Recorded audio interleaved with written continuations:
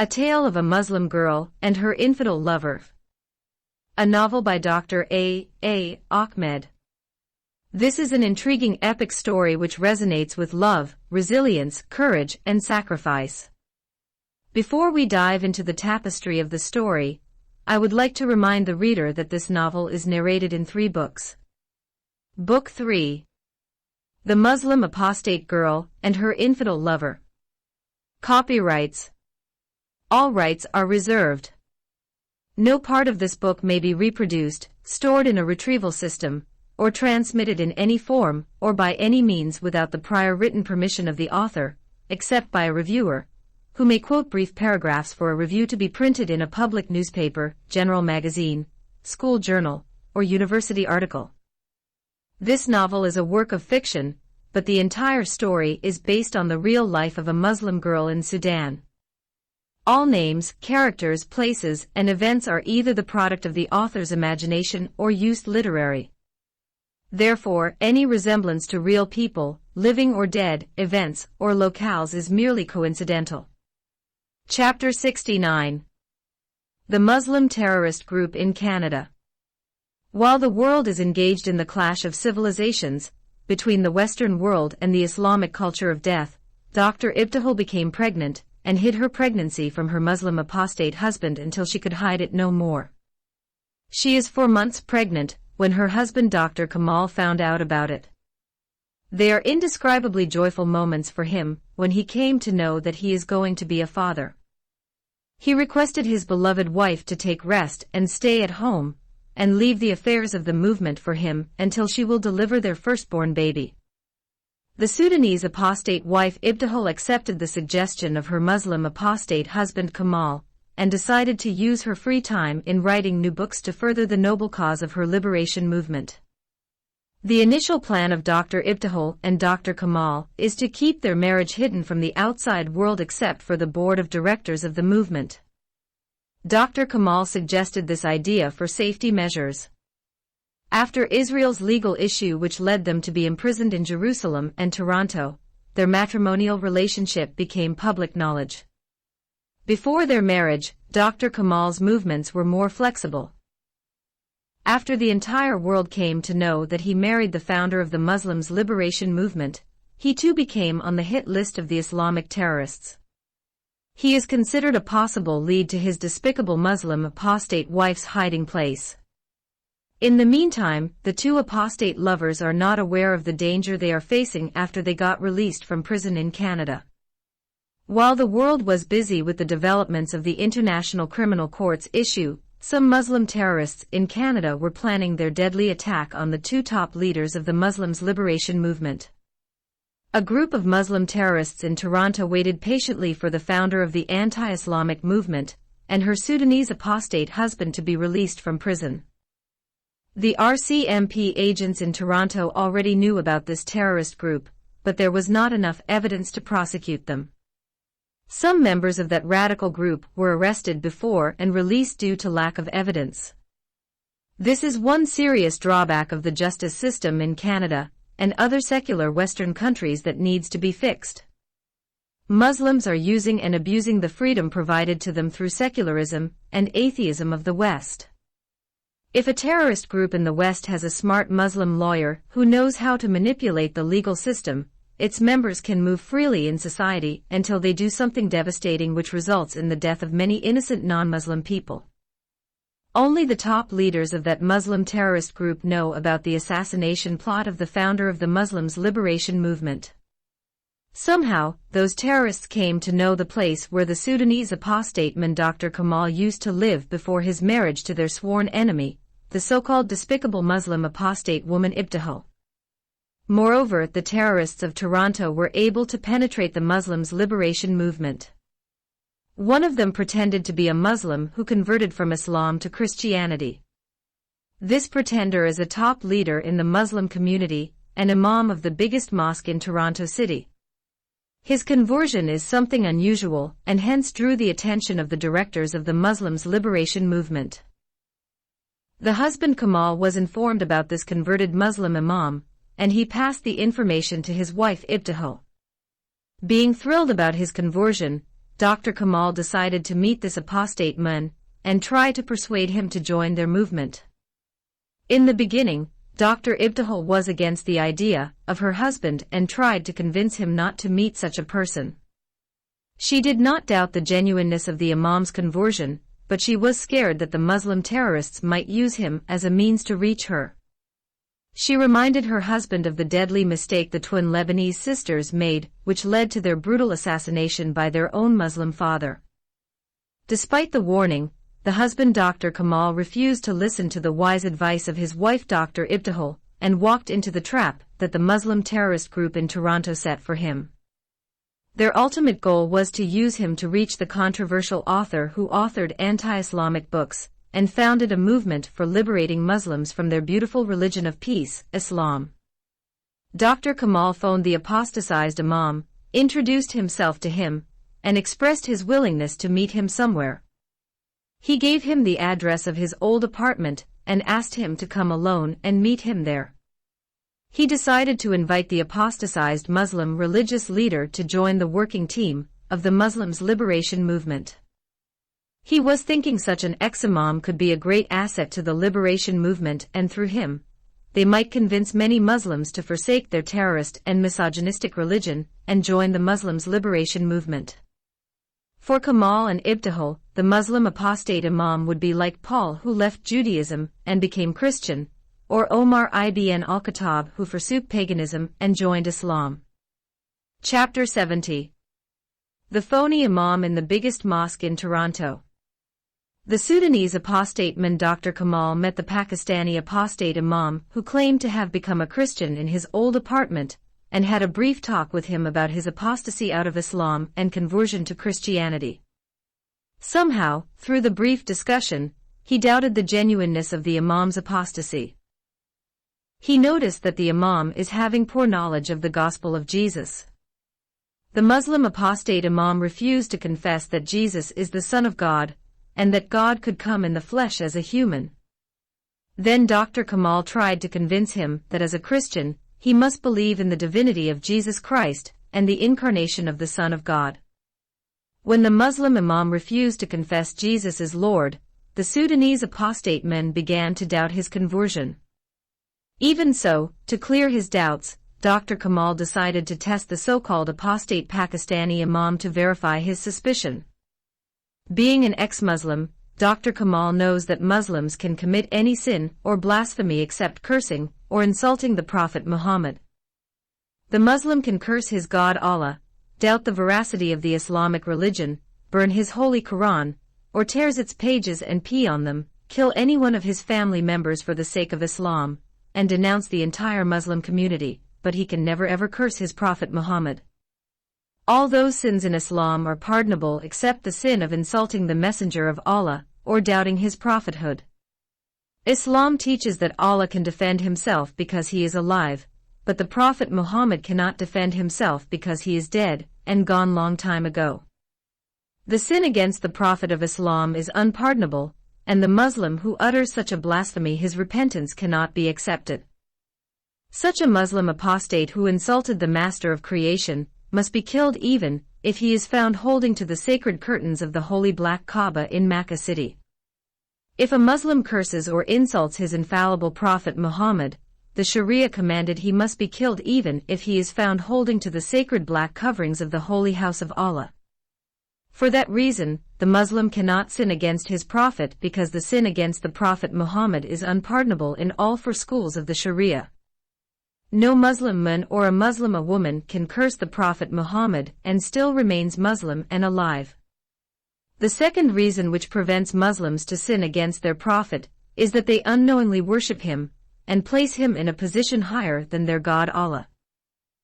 Every Muslim must pray to his Prophet Muhammad whenever he mentions his name or hears his name being spoken by others. Even Allah must pray to Muhammad and bless him. No Muslim can have the audacity to ask himself who is supposed to pray to the other, whether Muhammad should pray to his Allah, or God must pray to Muhammad. To put it differently, the creature should pray to his Creator, or the Creator prays to his creature. The highly educated Sudanese man told the Muslim apostate imam that the Prophet Muhammad cursed the Jews and Christians, and called them infidels and descendants of apes and pigs, and encouraged his followers to curse and kill them. He requested him to curse the Prophet of Islam. The imam avoided the request of Dr. Kamal and made some excuses.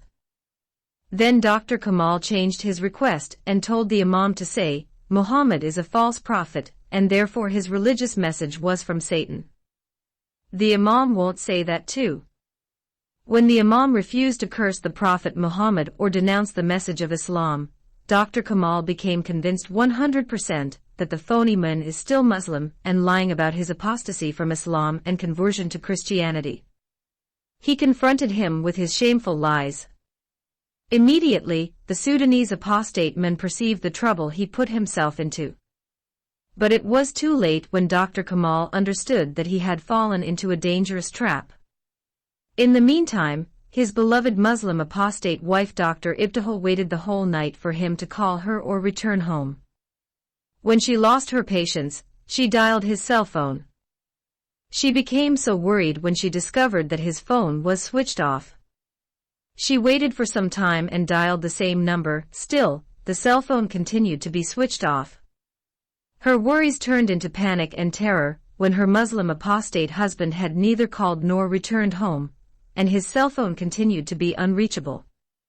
At first, Dr. Ibtihal wanted to go and find out what had happened to her beloved husband. She hesitated to go because her husband told her she should not follow him and wait until she hears from him. Finally, the extremely panicked and exceedingly troubled wife approached the police authority and reported the matter. It was still early in the morning when she lodged her complaint. Shortly after her complaint, the police went and searched for the missing husband in his old apartment. The police of Toronto could not find any trace to indicate that some strangers had visited the apartment.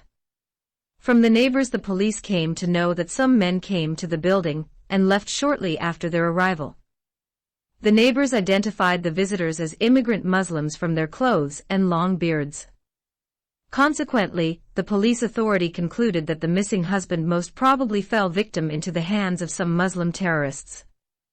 As a matter of fact, the Sudanese apostate men had been truly kidnapped by the Islamic terrorist group and tortured to the point of death. As soon as the Pakistani imam of the biggest mosque in Toronto City refused to speak blasphemy against the alleged prophet of God Muhammad, Dr. Kamal confronted him about his deception. At that moment, the phony converted apostate imam pulled out a revolver, pointed it at the head of Dr. Kamal, and forced him to surrender. Then the phony apostatized Muslim leader called some of the Islamic terrorists, who were waiting for him outside the building. Shortly after that, 4 Muslim terrorists entered the apartment and searched it. The terrorists thought the despicable Muslim apostate man Dr. Kamal and his evil apostatized Sudanese wife Dr. Ibtihal are living in the same apartment. When their search revealed that the apartment is used as an office for the anti-Islamic movement and not a place of residence, they kidnapped Dr. Kamal and took him somewhere out of the city. Then they began to torture their captive to extract some information from him. The Islamic terrorists wanted to know where their sworn enemy, the ex-Muslim woman who sold herself to Satan and became his deadly tool against Islam, is hiding from them. Dr. Kamal resisted all their tortures and refused to reveal the place of his wife. The terrorists kept him alive and continued to torture him. No matter how hard they tried, they could not succeed in extracting any information out of him to lead them to the residence of his wife. Meanwhile, the RCMP and the police of Toronto searched for him everywhere in the city. Many suspected Muslim mosques, houses, shops, and schools had been meticulously searched. Under the direction of the Canadian police, the controversial author Dr. Ibtihal moved to a different apartment. The police expected that the Muslim kidnappers through their cruel tortures might extract from Dr. Kamal information about the whereabouts of his hiding wife. Shortly after the kidnap, the news leaked out and the media picked it up. In every major news agency in Canada and the USA, the kidnap of the second person in the Muslims' liberation movement was broadcasted as breaking news. Before Israel's issue and his kidnap, the name of the Sudanese apostate man Dr. Kamal Ahmed was hardly known to the outside world. In fact, very few people associated with the Muslims' liberation movement are known to the world. It is the policy of Dr. Ibtihal that outsiders should not know the whereabouts of any one of her employees for their safety. She is the only one who is known to the outside world. Chapter 71. The Islamic Terrorist Cell in Hamilton City. In the meantime, Muslims became extremely happy about the kidnap of the Sudanese apostate man, who is the husband of the despicable founder of the Muslims' liberation movement, the so-called blasphemous Muslim apostate woman who convinced the International Criminal Court in the Netherlands to condemn their Holy Quran and the sacred hadiths of the infallible Prophet of God Muhammad. This was considered a great victory for Muslims, and had been openly celebrated by them on the streets along with their women and children in the Middle East and other Islamic countries. Many imams of mosques all over the world and other religious leaders in the Middle East urged the Muslim terrorists in Canada to kill the wicked husband of the cursed Sudanese woman, and not to keep him alive for a single hour. They wanted her Muslim apostate husband Kamal to be beheaded, as her former infidel Christian lover Samir was slaughtered by the lions of jihad in Chad. They prayed to Allah to grant them another victory by killing the accursed Sudanese woman that Satan is using to reproach the blessed name of the infallible Prophet of God Muhammad, who has been sent by Allah as a mercy to mankind, and derided and ridiculed their beautiful Islam, which is the religion of peace. At any rate, after 3 days of intensive search, the RCMP agents have been able to get a lead to direct them to the place where the terrorists are holding Dr. Kamal captive. Someone used the captive husband's cell phone and dialed the cell phone of his hated Muslim apostate wife, who has done a lot of damage to the glorious name of their beautiful religion of peace. Through her provocative writings and controversial speeches and her anti-Islamic movement, she succeeded in convincing the ICC and millions of people all over the world to believe that Islam is the religion of terror and produces every year thousands of Muslim terrorists. The cell phone number of Dr. Ibtihal had been already stored in the cell phone of her Muslim apostate lover Dr. Kamal.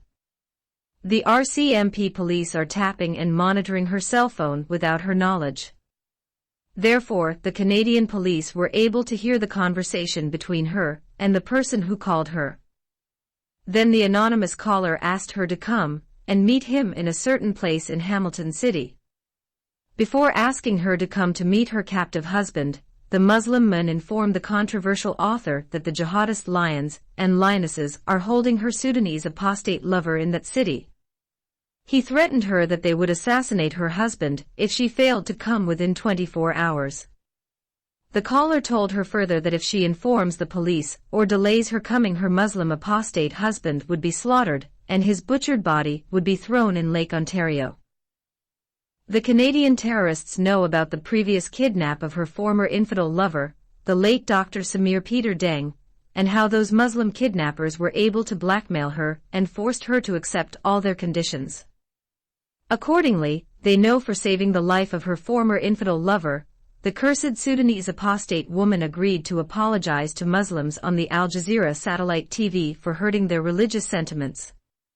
She also reconverted back to Islam and agreed to return to Sudan to face the death penalty for her abominable blasphemy, which she spoke against the master of creation, the infallible Prophet of God Muhammad. Taking into consideration all those former steps she did, they anticipated that for rescuing the life of her new Sudanese kidnapped apostatized husband Dr. Kamal, who is in their hands and under their mercy, the despicable Muslim apostate wife Dr. Ibtihal would comply with their demands too.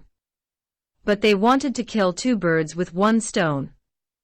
Because she and her husband are apostates from Islam, the Muslim terrorists in Canada decided to behead them both and burn their filthy dead corpses.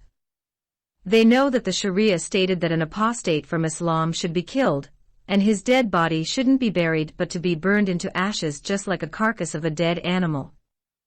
Being a former Muslim woman, Dr. Ibtihal knows the mentality of the Islamic terrorist more than the Western police understand it. Therefore, she decided to meet those Muslim terrorists no matter what they are going to do to her, and her captive husband. She determined to die with her lover Dr. Kamal rather than leave him alone to be murdered by those Canadian terrorists. She based her decision on the former bitter experience that she went through when the jihadist terrorists in Chad beheaded her Christian lover, Dr. Samir, and posted their evil slaughter on the internet. She long time ago understood that those Muslim terrorists are demon-possessed. They are also psychopathic people who don't feel remorse for inflicting pain on their helpless victims. They enjoy the torture of their captives as the Prophet Muhammad did with the 8 captive men whom he cut their hands and feet, and blinded their eyes with heated nails. Then he let them die of thirst and heat in the city of Medina. No rational and moral human being who was created in the image and likeness of the loving God could do to his helpless victims as the Prophet Muhammad did unless he was under the control of Satan. Therefore, the beloved wife Ibtihal does not want to go through the same feeling of guilt for causing the brutal death of another innocent person. Her lover Dr. Kamal is not only her husband, but she is carrying his yet-to-be-born baby in her womb. Therefore, he is exceptional and means everything she is holding dear to her. He is sharing with her the great vision she has in life, and is prepared to lay down his life for that noble cause. Many times, he endangered his life for the noble cause of the Muslims' liberation movement. Even his present crisis was caused by his zeal and love for the Muslims' liberation movement. As soon as the phone conversation ended, Dr. Ibtihal entered her car and drove toward Hamilton City. She has no clue that some police officers of the RCMP are following her.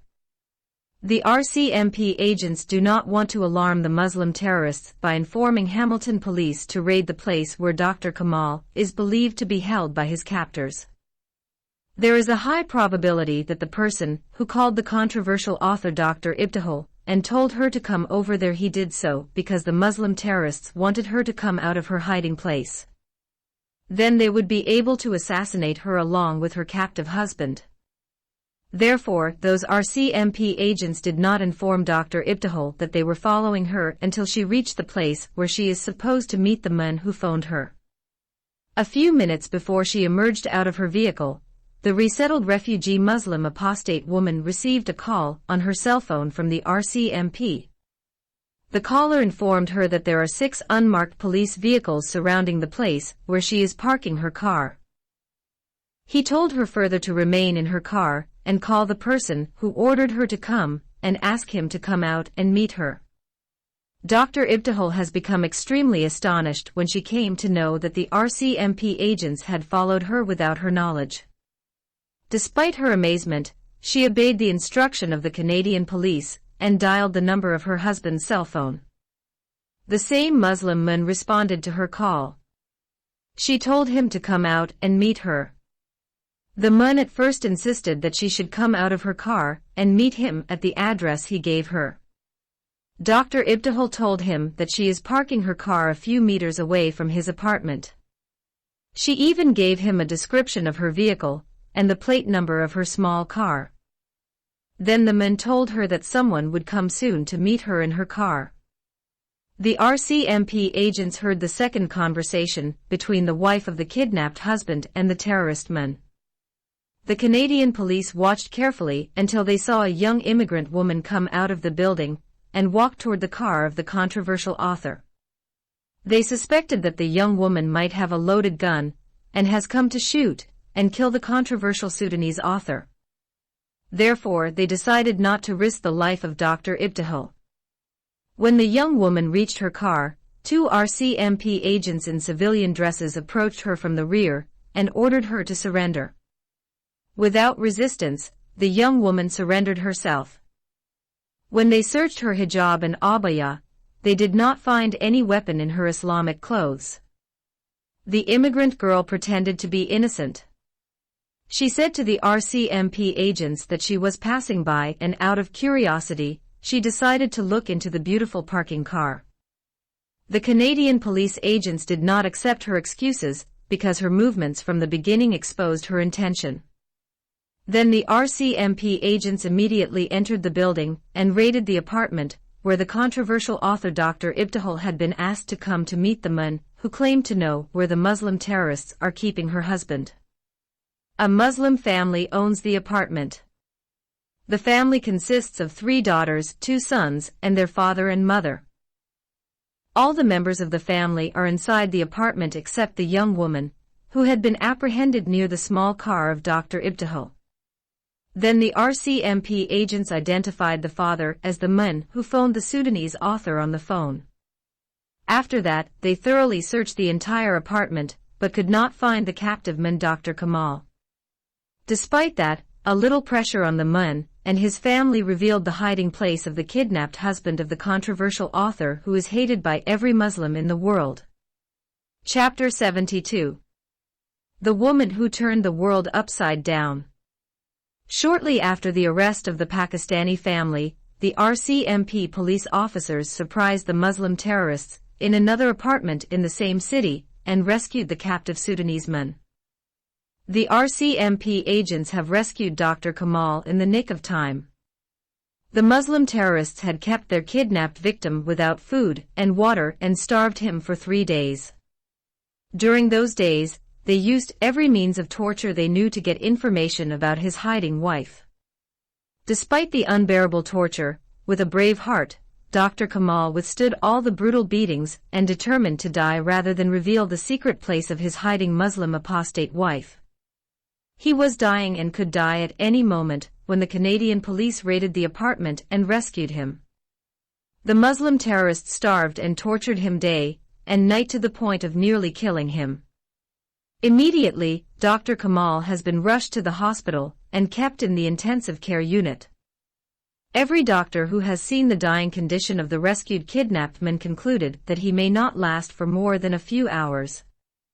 The hospital gave him less than 24 hours to live.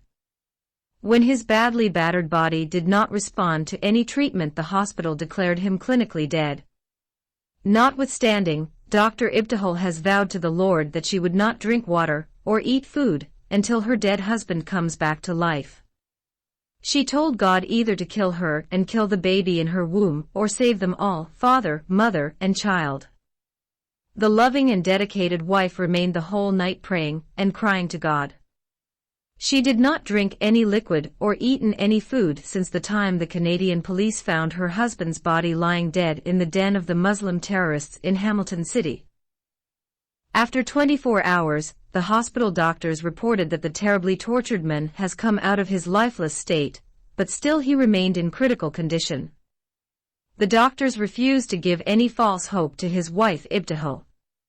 Some doctors warned her that if she continued to fast, she might endanger the life of the child in her womb. Therefore, they advised her to break her fast. Despite the warning, the pregnant wife Dr. Ibtihal refused to listen to the doctors and renewed her vow to God.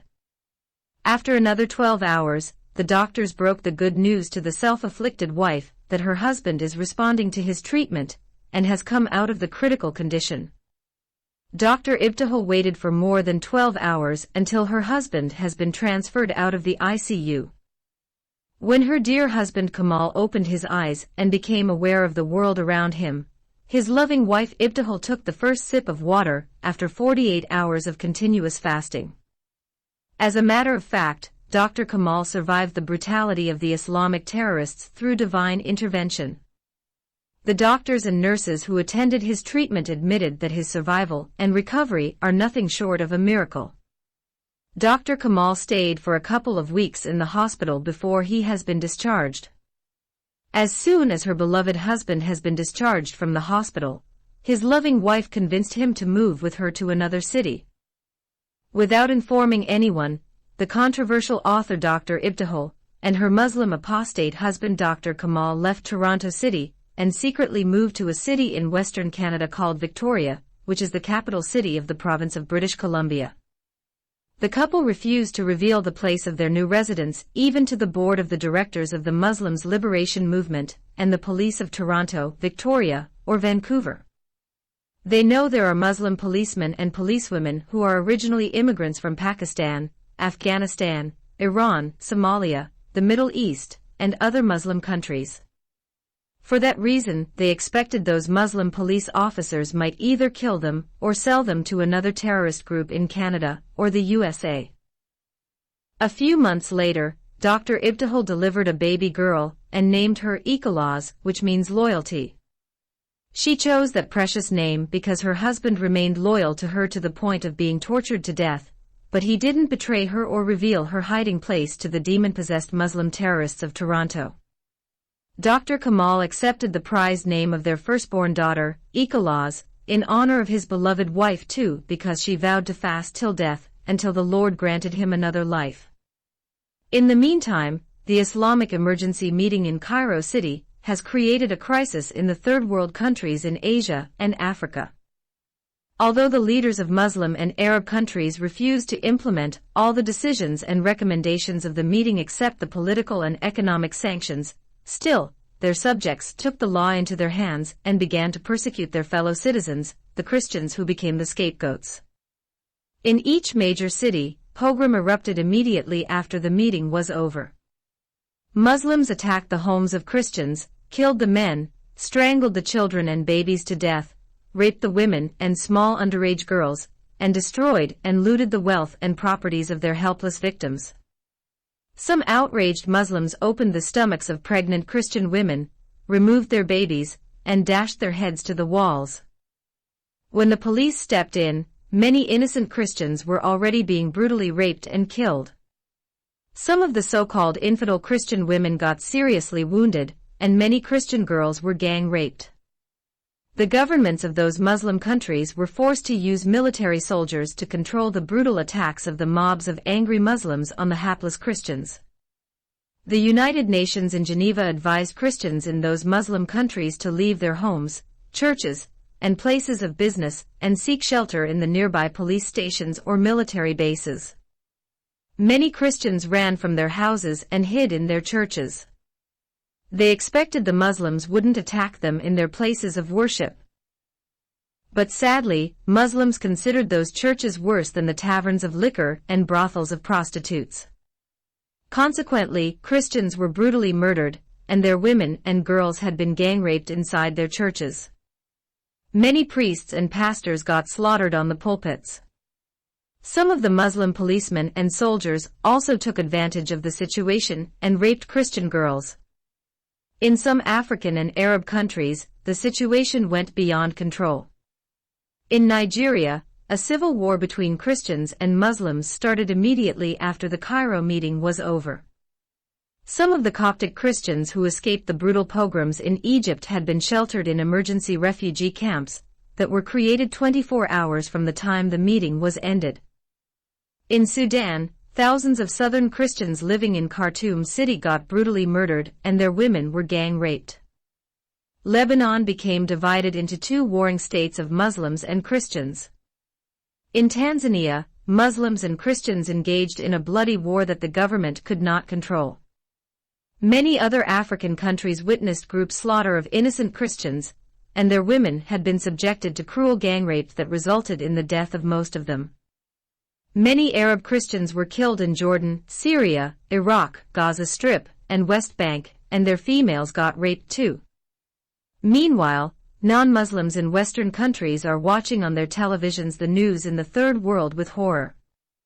There is pressing demand from top officials in the UN, who are seeking to persuade military intervention from Western countries in those Muslim countries where the situation is deteriorating every hour and every day.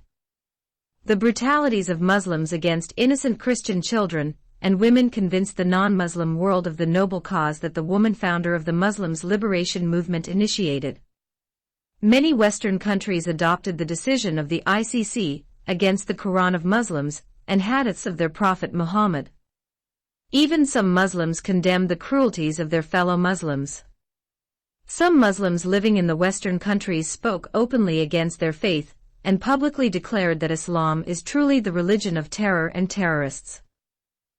The decisions of the Muslim scholars and leaders in the Cairo emergency meeting that led to the violent reactions of Muslims in the Third World worked for the good of the Muslims' liberation movement.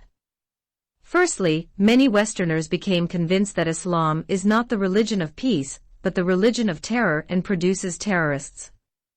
Secondly, many Muslim men and women for the first time came openly in the media, condemned their religion, and declared their allegiances to the Muslims' liberation movement.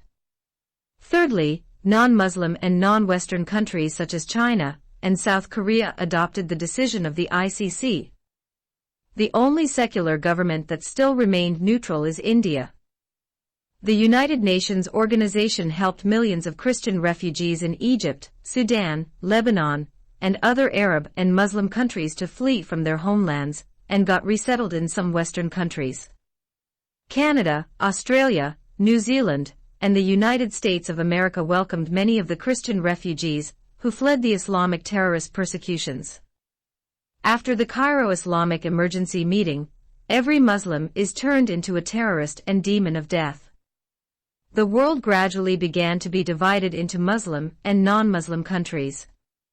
Some pessimistic critics have called Dr. Ibtihal the woman who turned the world upside down.